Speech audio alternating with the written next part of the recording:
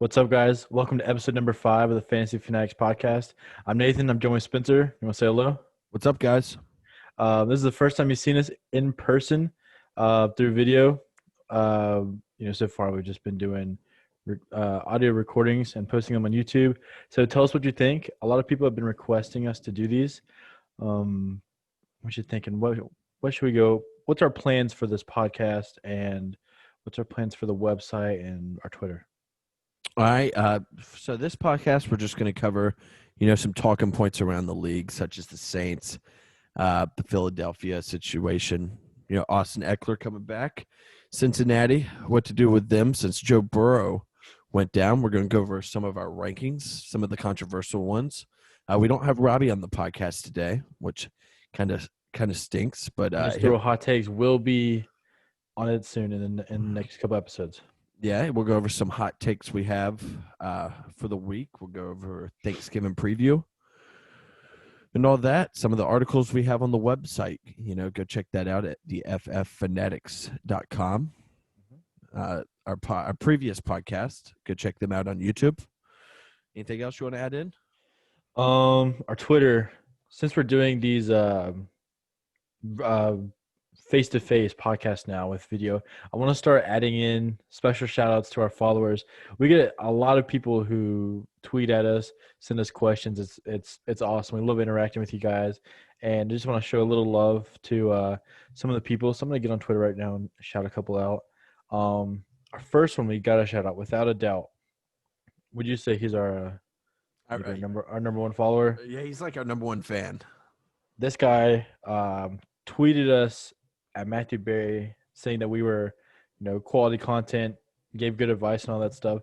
So big shout out to Julian Sandoval. Sends us a message every week. Seems like a great dude. Who's another one that we get a lot of stuff from? Jason Berline. I think that's how you say it. Yeah, that's another good one. And let's do like 3 a week. So the third one, I'm gonna go with. I got to shout out Kamish. Kamish retweets retweets all of our stuff. Pretty much all of it, and comments on all of it. And so, yeah, I really like Kamish too. Yeah, big shout out to him. We appreciate every single one of the comments, the questions, the trade questions, the start sit questions, season long questions. We love it, and keep them coming.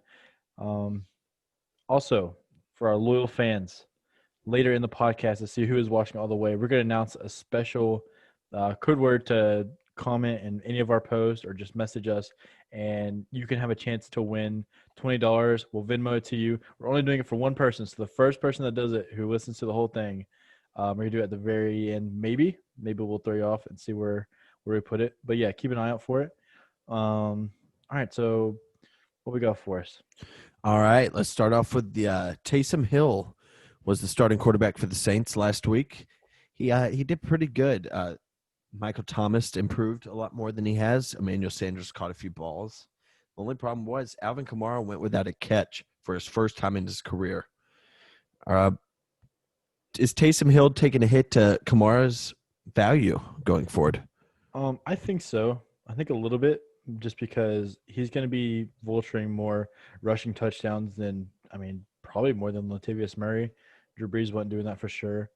But I don't think much. Kamara's way too good. They love giving him the ball.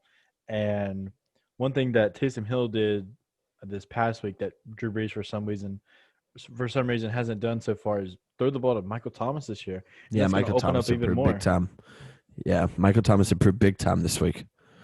Yeah, it's going to open up the field for, Kamara even more. So maybe a slight dip, but nothing crazy. What do you value Taysom Hill? I think he's around that, top 12 quarterback range. I would rank him above. I'd probably say above Cam Newton. I would rank him, of course, Lamar Jackson, Tom Brady, Aaron Rodgers, all them. But I would think top 12 is a good spot. What do you think? I think that's a good spot. He has a lot of value with his legs. The dude's very fast. For somebody who's 30 years old, who's being called the future quarterback of the Saints, he's got some zip to him. And what surprised me the most is he looks good throwing the ball. There's a really nice ball. He's got a strong arm, got a quick release, and he uses Michael Thomas. So, I mean, what's not to like? Yeah, it's got to help Michael Thomas going forward for sure. Yeah. Another topic people want us to discuss is Zach Ertz. Are you ranking him inside your top 6, top 5? If he comes back this week, indeed. I don't know if I'd go. I don't know if I'd go that high. The only argument for that, I think, is probably because the tight end group is so thin. The tight end position, I mean, um, the only 4 short people I'm ranking above him are Travis Kelce, Darren Waller, Mark Andrews, Hunter Henry, What and about T.J. then Hawkinson? yeah, I put Hawkinson up there, and then after that, I mean, there's a good debate for anybody.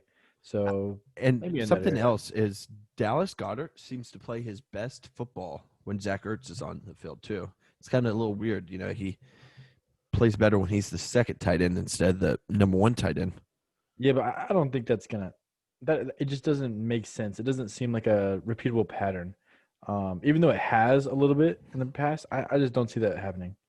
All right. Another topic has been highly discussed is Austin Eckler. I personally do not think he will return. I think he needs to get in at least 1 full practice, and I think he got in a limited today, which is a Wednesday. Mhm. I just don't really. I might be wrong. I really might be. This is kind of a shot in the dark, but if he plays, where do you rank him?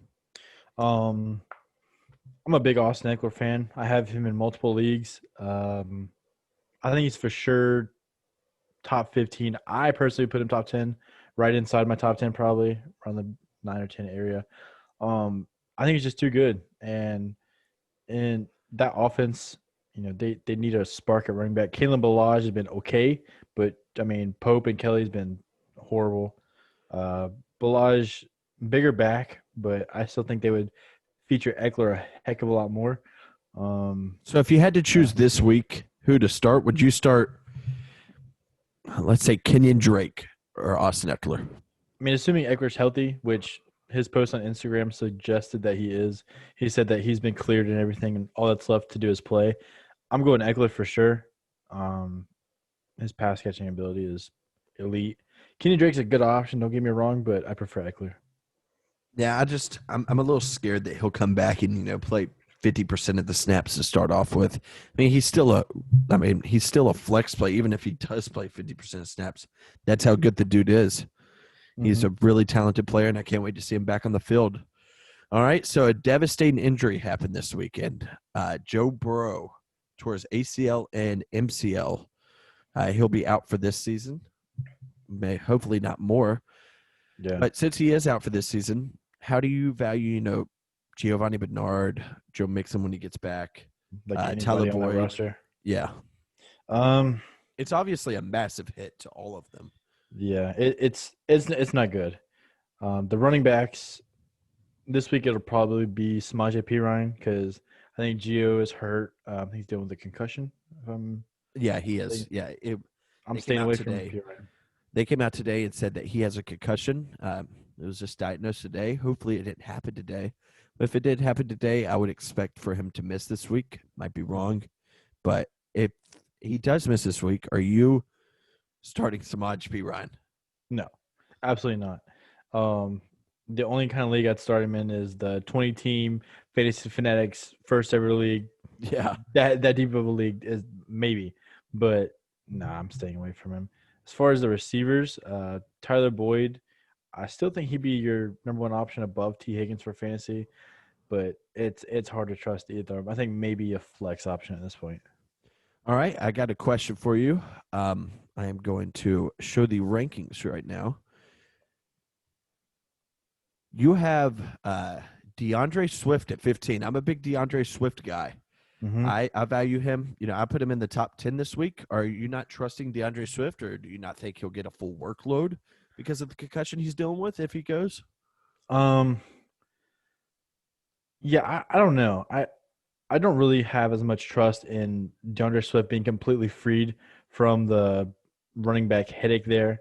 But I mean, you look at guys above him. I'm taking Mostert every day of the week. I'm taking Antonio Gibson. I'm taking Kareem Hunt, James Robinson, so on. And then, Clyde, he looked really good last week, so I think they'll keep featuring him. But, I mean, Swift's a great option. I think he's a high-end RB2 this week in all formats. 10, you ranked him at 10. I think it's a little high, but I can understand it. He's got a great matchup playing the Texans. Let me On clarify, Thanksgiving. these rankings are half point PPR. I don't know if Right. we've ever said that. I think we I think we have. have. I think we do that. We definitely have. We made that clear in a couple of episodes. But yeah, for people watching, it's half point PPR. So if it is full point PPR, are you moving him up a little bit just because of how much he impacts in the passing game? If it's full point PPR, I'd probably move him up right above Clyde. Um, Antonio Gibson catches plenty of balls. Kareem Hunt catches plenty of balls. Robinson, and so on. And then I might drop James Conner back a little bit. But if PPR, I'd probably be around my 12. All 12 right. And 12 point. I saw a few people debating this on Twitter. Would you rather have Antonio Gibson or DeAndre Swift in Dynasty? Ooh, that's a good question. I would go. Or actually, the question was, which rookie running back would you take in Dynasty? J.K. Dobbins, DeAndre Swift, Antonio Gibson, Jonathan Taylor, or James Robinson? Well, I mean, if you're going off of this year, it's hard to argue with James Robinson having that backfield to himself. But I'm a big believer in Antonio Gibson. I've said it many times. I have him in a lot of my leagues. You just watch the guy; he's a stud. And as soon as they realize like J.D. McKissick is just not on his level, and I mean, the dude played receiver in college. Like he needs to be catching more balls, and he's getting the carries he needs to now, finally. And I think Alex Smith has been a boost to the offense. So I'd go ahead and Antonio Gibson, and assuming they draft a quarterback, get their situation figured out, I'd go Antonio Gibson. All right. I went to the quarterback rankings here. Mhm. Are there any ones you'd like to discuss? Yeah. So a big question mark and a hot topic of debate is Carson Wentz. So a lot of stuff about Jalen Hurts coming in maybe, but today the Eagles staff came out and publicly Wow. supported him. Robbie put Jalen Hurts at 30 and didn't rank Carson Wentz at all. He has a big Carson Wentz no guy. Massive Carson Wentz hater. I mean, can you blame him though with how he's played? Can you blame him? No, I mean he Yeah. has just not played good at all.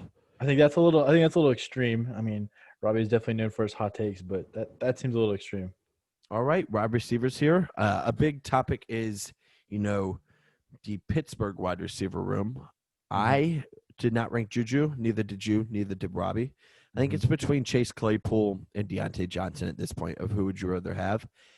I ranked Chase Claypool higher this week, but I think Deontay Johnson has, the potential to overtake him. Just Chase Claypool does not stop scoring touchdowns, and Right. you got to notice that. Robbie's got him at 6. I am not that high on him. I have him at 12. You have him at 11. Yeah. Now we bust on Robbie for having these crazy hot takes, but we have to give him some credit. He before the season even started, he predicted the Chase Claypool breakout. We got to give him some credit for that. So shout out to Robbie. But as far as the wide receiver room in Pittsburgh, I'm leaning Claypool as well. His size and speed offers something that the other receivers don't. Deontay Johnson does look very good. People are saying he's like a mini Antonio Brown. I don't know if I'd go that far, but he did look very good. Speaking of Antonio Brown, you have him at 28. You think Mike Evans and Chris Godwin are better plays, correct? I do, but I mentioned this in a past episode of our podcast. In my opinion, they're all wide receiver twos with top 5 potential every single week. They're all so good, but the reason they're wide receiver twos is simply because they're all on the same team. I mean, recently you look, Antonio Brown's he's been getting a lot of looks, and that breakout game is coming. And every week I keep saying it's coming, it's coming. I think it's going to be this week. I mean, geez, it will be a shootout with Kansas City. Yeah, I would hope so. It should be an entertaining game. So I predict a Antonio Brown breakout game this week. Yeah, I have Terry at 5. Robbie has him at 10. You have him at 8. I think Terry has the potential to be wide receiver 1 this week against that Dallas secondary. They'll be throwing the ball a ton, and he's so good. He's a future top 5 wide receiver in this league. He's just so good. If he had, a better quarterback throwing it to him, say if he had Aaron Rodgers, Russell Wilson, Kyler Murray, Trevor somebody like Lawrence, that. Justin Fields, Yeah. Trey Lance, Yeah, something like that. somebody who looks like they're going to be a Washington football team quarterback. So, Can I just point out something on the receiver rankings? If you will, take a look at Spencer's number 1 and his jersey he's wearing. Just want to put that out there. I'm not implying any bias, but you never know. No bias at all. No bias, I just think Stephon Diggs against the Chargers will have a great week. Okay. All right. So we're going to go to another category here. We have some boomer bust. DeAndre Swift, I have him in my boom. I think he has a potential top 5 play this week against Houston if he does indeed go. Houston's run defense is ranked 31st in the league. He has that, and I think it will be a high-scoring game, and he has the pass-catching ability. They loved him. I think he actually gained more carries this past week and didn't even play, just based off of how the Lions running backs did. Yeah. Yeah, so the boom bust was done by Spencer this week. So I want to ask you, what's your thoughts on Curtis Samuel? Is he the best running back in Carolina now? The best running back. Yeah. I think he's the 3rd best receiver. I don't think there's any debate in that. They're facing Minnesota, who has not been good. They've been 29th against wide receivers in fantasy this year. I just think, I think it will be like this for every game. They'll focus more on DJ Moore and Robbie Anderson, and Curtis Samuel lines up in the backfield. He catches the deep balls, and Teddy Bridgewater loves him. We know if PJ Walker plays, he loves him too. Mm-hmm. I think it's a big Curtis Samuel week against Minnesota. Another one is Marvin Jones versus Houston. Kenny Golladay not playing. Really hope he gets back soon, but I think it's the Marvin Jones week. I think he has the potential to be the best play on Thanksgiving. Like the call? Yeah, I think he's a potential top 8, top 7 guy. Okay. Some of these are long shots, and some of them aren't. Marvin Jones is definitely a long shot to be, a top 3 wide receiver. But yeah. I like a lot of people on the boom list. Some people on the bust list is Gus Edwards. Supposed to play Thursday night, but that game's been moved to Sunday. Mm-hmm. He faces Pittsburgh, and people are talking this man up to be, a potential top 10, top 5 running back. I just don't see that happening at all. What about you? I mean, he's going to get the volume, I would assume, unless somehow Mark Ingram and J.K. Dobbins get cleared from the COVID list. But let's for the sake of argument, let's say that he does get all the carries. They're playing the Steelers defense. I mean, that is no joke. They're elite, like very good. But I wanted to ask you about Clyde because I'm pretty high on Clyde this week, going against the Bucs defense. I know it's not the best matchup defensively. Very tough matchup. Yeah, and they signed Le'Veon for a reason. Le'Veon has not done anything so far. Mm-hmm. Or I mean, he scored a touchdown last week, but besides that, he hasn't really done anything. He's just way too talented of a back to be getting 5 to 7 touches a game. I think this week is where, Andy Reid comes up with a lot of, different things to throw at you.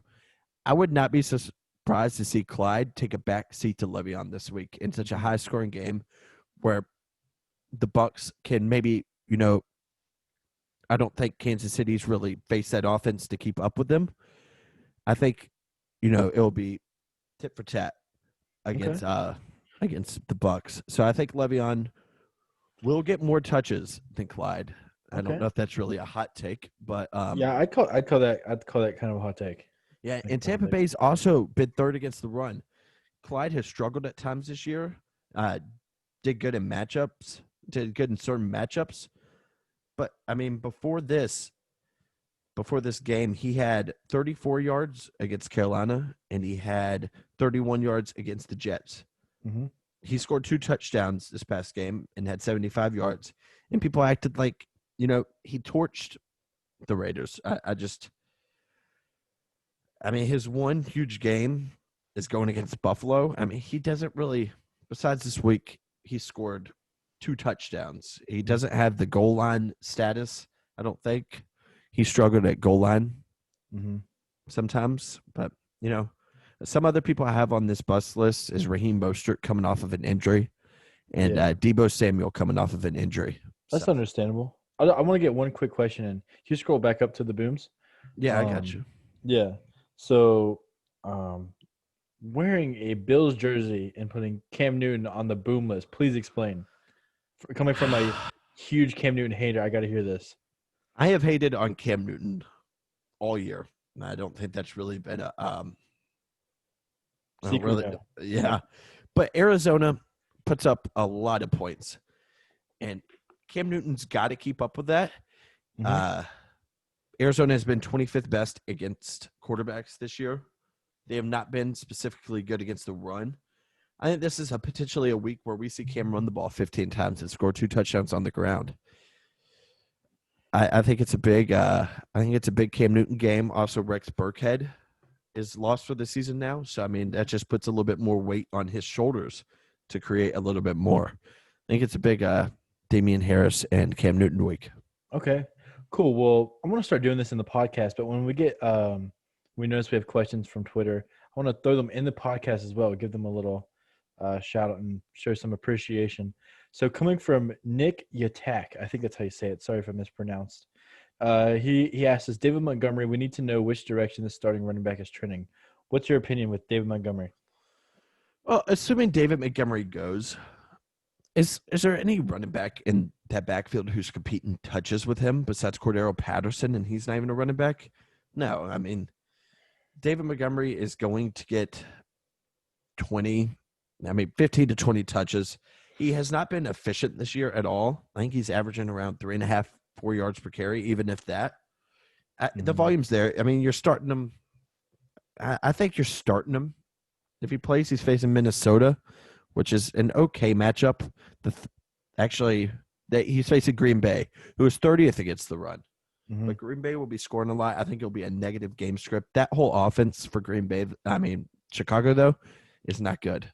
Well, there's a good chance that Trubisky gets back in there with Foles dealing with the injury. And, I mean, you look at the beginning of the season, Trubisky was undefeated. They make the switch. They don't win a game.